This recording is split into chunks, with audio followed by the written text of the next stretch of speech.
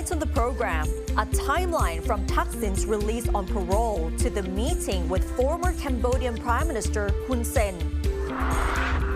How a Japanese woman's first trip to Thailand ended in tragedy, and what the case says about the country's justice system.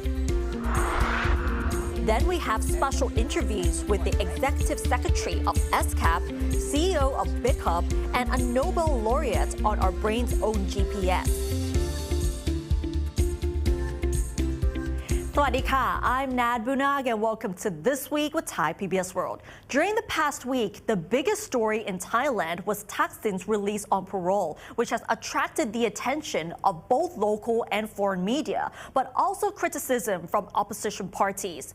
There has also been another significant encounter between Thaksin and former Cambodian Prime Minister Hun Sen. Let's take a look at the relationship between the two former leaders.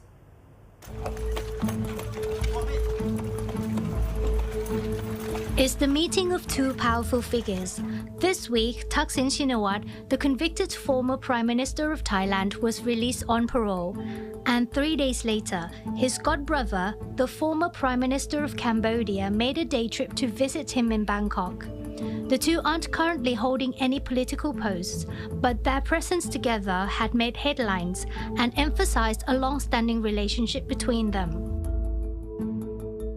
In his social media post, part of the caption reads, "Two former prime ministers met and didn't talk about politics.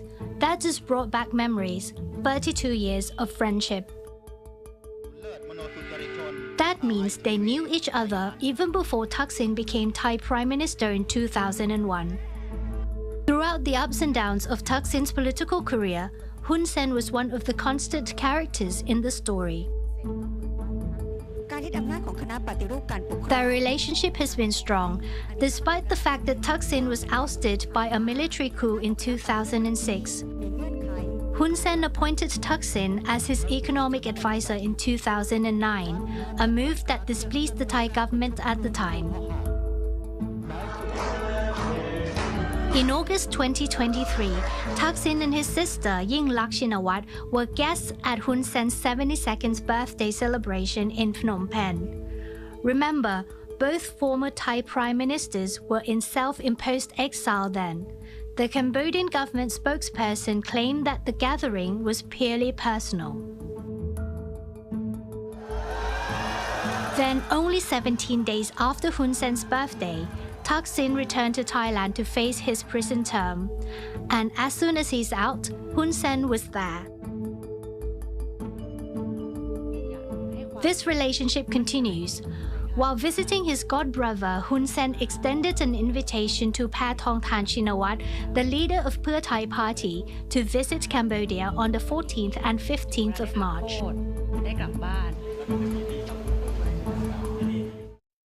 And now let's move on to another big story. Thailand has been a dream destination for many foreigners. For some, they have to take extra jobs in order to save enough money for their first trip to Thailand. No one would ever imagine that their dream trip would end in tragedy.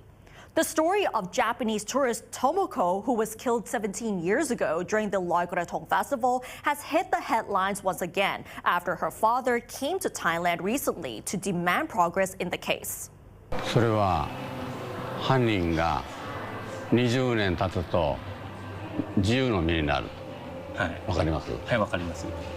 もうその辺を大手で振って歩けるようになる。はい。けども智子の命は帰ってこない。はい。非常に不公平な法律と思ってます。はい、わかります。It is another year when a grieving father, Yasuaki Kawashita, has returned to Japan empty-handed, as there is no progress in the case of his daughter's murder. He has been coming back to Thailand every year, but his health condition and the pandemic meant he could not travel for a while. This trip is the 74-year-old's first visit in 5 years. This time, he revisited Sapan Hin Temple in Sukhothai, where Tomoko was killed 17 years ago. Tomoko was found with her throat cut and several stab wounds all over her body. on November 25, 2007, according to police reports. Her body was lying beside the bicycle she has rented for sightseeing. During Yasuaki's previous visits, he has met with Justice Ministry officials to demand information on the progress of the investigation. This time, he visited the murder spot again and met with the current Justice Minister, Tawi Sot-song, to seek the latest developments. Under Thai law, the statute of limitations on a murder case is 20 years. That means Tomoko's case will expire in 3 years. Her father is seeking an extension or an exception to that time limit. In Japan, a similar law has recently been amended to remove the time limit in murder cases. 6 years after the murder, the Department of Special Investigation reopened the case, as there was no progress by Sukhothai police. DNA samples were collected from 379 Thai men, but no matches were found. A Japanese tourist who was reportedly seen with Tomoko around the time of her death refused to provide a DNA sample and left the country. In 2020, Thai authorities applied a more advanced DNA testing method to the samples found on Tomoko. The result showed that the suspect was not genetically Thai. In the latest development, the DSI has offered a reward of 2 million baht to anyone who provides information which leads to arrest of Tomoko's killer. 17 years ago, a 27-year-old cheerful Tomoko arrived in Thailand before tragedy struck on November 25, 2007. At 10:30 a.m., she bought a ticket to Sapanhin Temple, and at 1:10 p.m., her body was discovered in the temple compound. To date, nobody knows what happened during those 2 hours and 40 minutes. まだ諦めなく頑張りたい。このまま未解決のままでいきますと、タイは本当に微笑みの国って言いますけども、本当はどうなのかなとやっぱり思ってしまう自分がいます。わかります。Warisala Sehan reporting for Thai PBS World.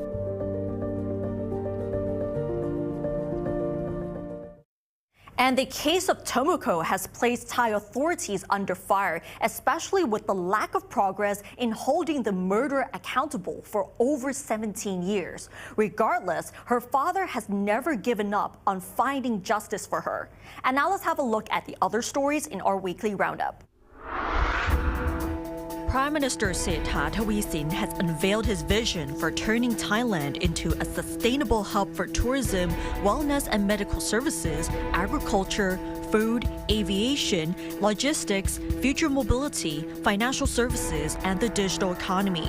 He claimed that his government aims to make Thailand leader in the region, taking advantage of its rich natural resources, tourist attractions, weather, and the potential of the Thai people.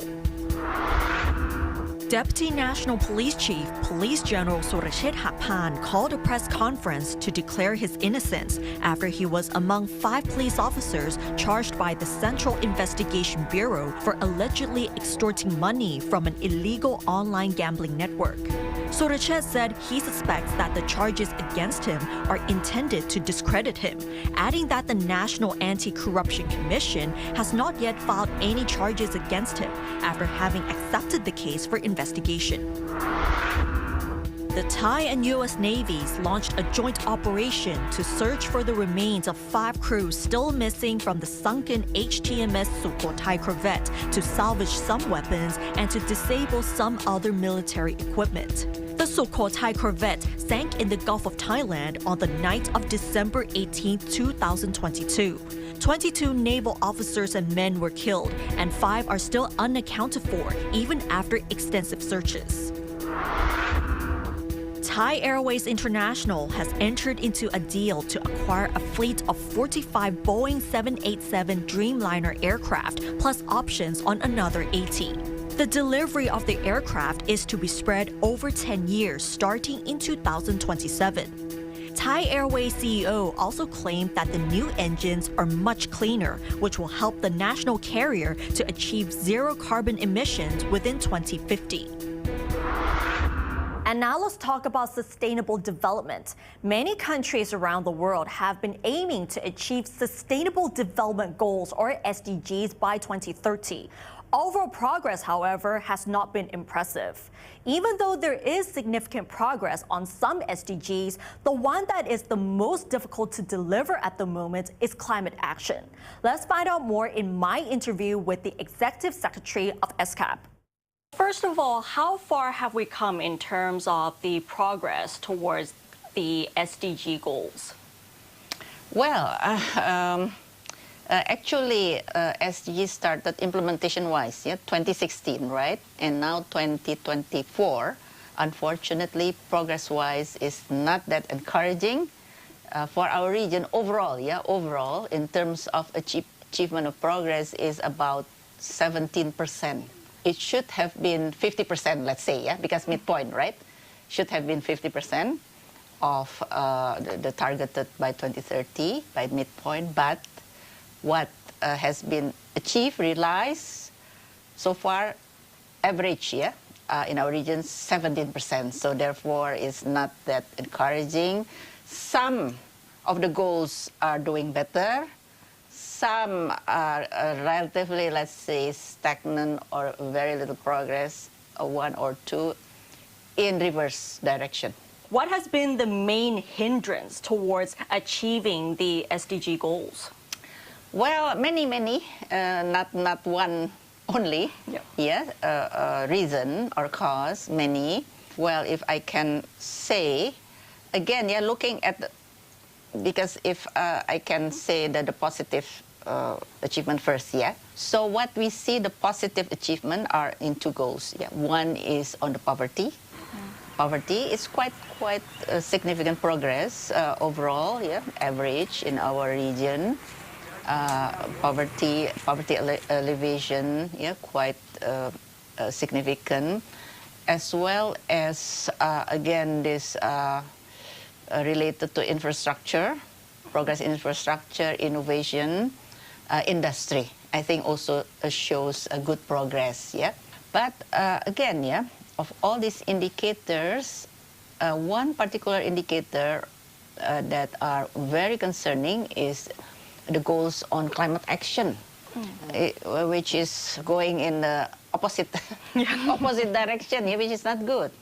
Whereas now, because of climate urgency, actually we need to push more on this climate action. Urgency is there, but unfortunately, and for our region, going in the reverse direction. On SDG 16. Institution, good governance, justice, and so on. The issue is, of course, progress is also issue, especially in many parts of our region. But another issue is lack of data. Lack of data, So SDG 16, likewise for SDG 5 on gender, which in some parts of the region also is some lack of progress, Looking back at Thailand, how well are we doing in terms of trying to achieve all of the SDG goals, especially regarding climate change? I think Thailand, you have already this the self-sufficiency economy here, and the concept of BCG is already there, as well as I think government is very progressive, already announced, right, in New York last time at the Climate Ambition Summit, as well as COP, the announcement, the plan, to raise the ambition and several priority areas. But also what is appreciated that Thailand has put the strategy within the context of the Thailand's economy. including that Thailand is still very much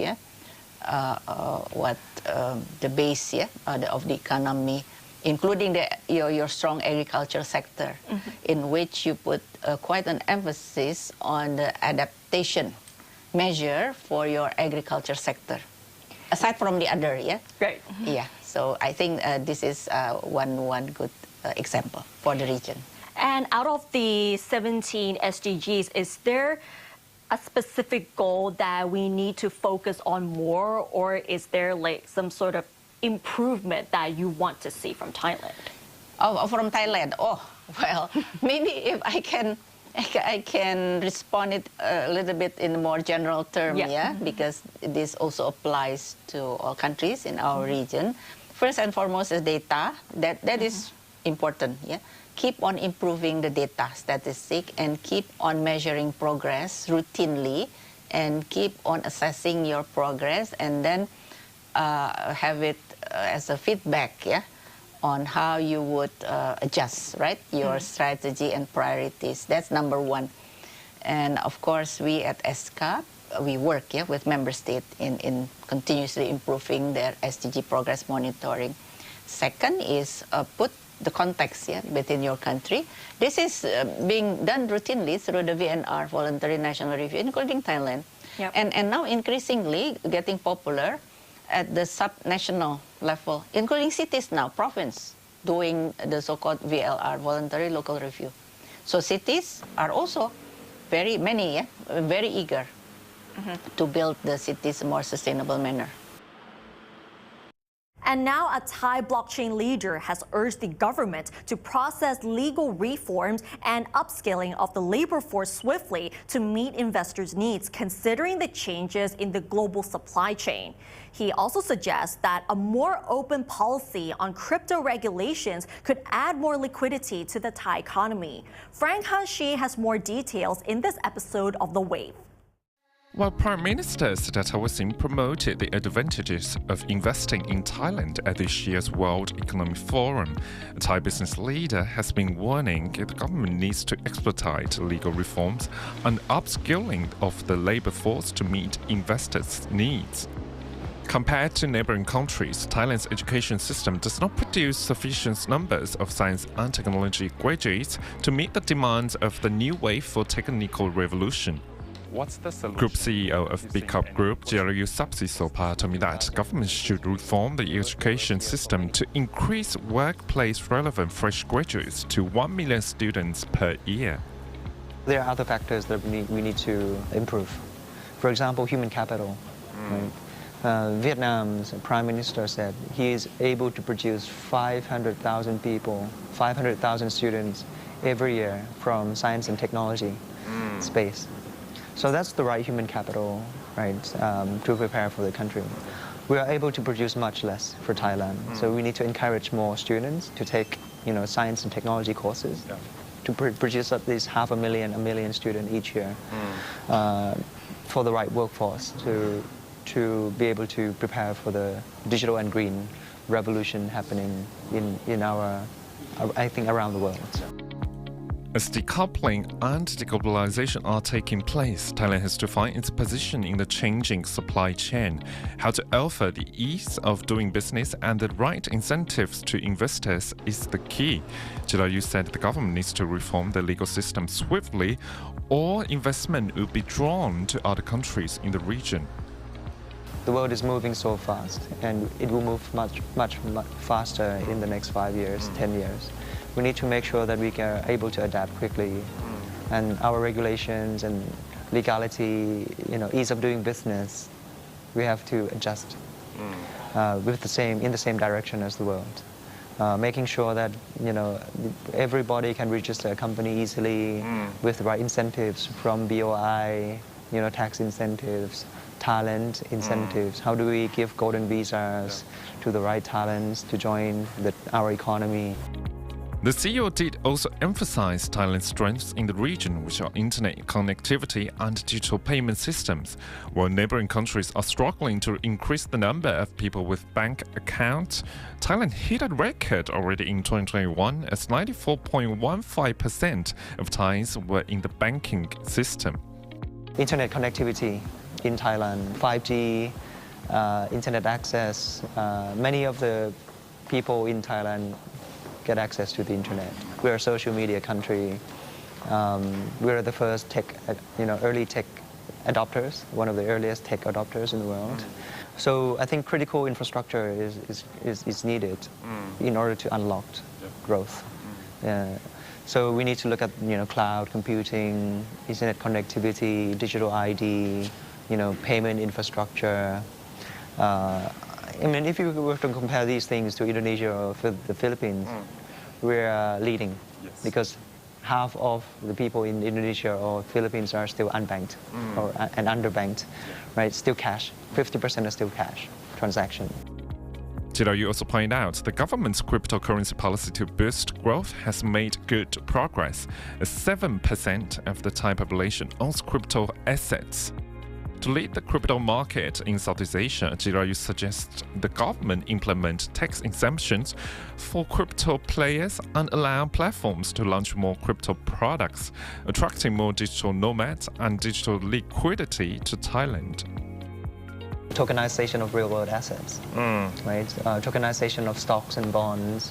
We can tap on the liquidity from the new market, especially right now with the traditional stock exchange market. The liquidity is disappearing very fast. Right? We are running into issues with corporate bonds and even the housing market. If we are able to unlock regulations on crypto as a payment, new liquidity from the new market could bridge this bonds liquidity shortage issue and the real estate, liquidity scarcity issues. The CEO forecasts countries without digital and green policy will lose their global competitiveness very quickly, adding that 2024 is the year in which to utilize artificial intelligence for productivity. He said the government needs to adopt more open policies for digitalization and AI and embrace the impact of more fabricated content creeping into people's daily lives.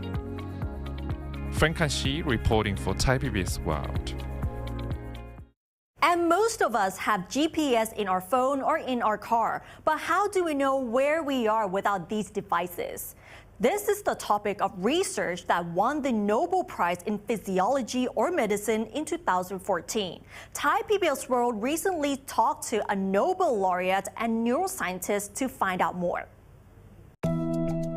In the landmark journey that has reshaped our comprehension of the brain's navigation system, Edvard Moser's research into the mechanisms of spatial memory stands as a testament to the power of curiosity-driven science. Alongside Maybrit Moser and John O'Keefe, Moser was awarded the Nobel Prize in Physiology or Medicine in 2014 for their pioneering discovery of the brain's positioning system. And I started studying a part of the brain that's called hippocampus, that means a seahorse. And that's also a structure that is very important for navigation, for making an internal map in the brain that helps us know where we are. And studies of those place cells then finally led me and Maybrit Moser to discover another similar type of cell called grid cells, which is a kind of internal coordinate system or an internal GPS that we use to find our way. The cornerstone of Moser's Nobel Prize-winning research was the identification of grid cells in the entorhinal cortex. These cells, characterized by their unique hexagonal grid patterns, are critical for spatial positioning and navigation. After winning Nobel Prize 10 years ago, Edvard Moser continues to push the boundaries of scientific understanding in his field. Without the discrimination, there's also a saying that the male brain, I don't know if it's a brain or not, that male can remember the directions and use the map better than female. So are there any research that confirms that this is true? I would say both yes or no. So the answer is mixed. So first of all, it depends on how you measure it. So if it is a kind of navigation, finding your way where you depend on distal landmarks, let's say a valley and a mountaintop and so on, and knowing your direction in a landscape, then very often the male brain is slightly better. It's big variation among males and females, but if you test 1,000 of each, then you will find that males are somewhat better. But now, if you do it differently, if you have an environment where the landmarks are close, let's say, for example, you are in a forest, and your way to find out is to look around, see what trees are there, what flowers are there, and so on. Then it's sometimes reversed, actually, that the females are better, because it's a different strategy for finding your way. His discovery of grid cells, the brain's positioning system, has brought his attention to Alzheimer's, a disease characterized by memory loss and cognitive decline. His Nobel Prize-winning research on spatial memory and navigation provides a unique lens through which to examine Alzheimer's, offering fresh insights into how the disease disrupts neural pathways. As your work also includes the finding new ways of treating Alzheimer's disease, right? So can you explain more about your new ways of treating Alzheimer's? The work that we are doing is relevant for finding a treatment, because we understand, try to understand the brain system that is first affected in Alzheimer's disease. And I think once we understand that system, we can find out what goes wrong when Alzheimer's starts. And if we find that, then it may be in the future possible to stop it before it's too late. Because one good thing about Alzheimer's disease is that it develops so slowly. It develops actually over, many people believe, 1 or 2 decades, 10 or 20 years. So it's really, really slow. And if you can detect it early, then you can stop it, and it's still all okay. It's just when it comes to the final stage, when many cells start dying, that it all breaks down. Besides focusing on his own research, recently he has also been working in the Japan-ASEAN Bridges event series, conducting various lectures, seminars, workshops, and dialogues with leaders from Japan and Thailand, as well as from other ASEAN countries. I think these lectures hopefully will inspire young people, especially, to consider studying the brain and getting an education in the brain. Some of them may become neurologists, which is very important because also the growth of neurological diseases in the society. Others may become scientists, and hopefully this is enough to inspire them to follow a track. Maybe some have a dream about discovering something in the brain, and I hope that both Thailand and other Asian countries can contribute to this. We need talents all over the world, wherever they are. Kittipat Chernsukhjit, reporting for Thai PBS World.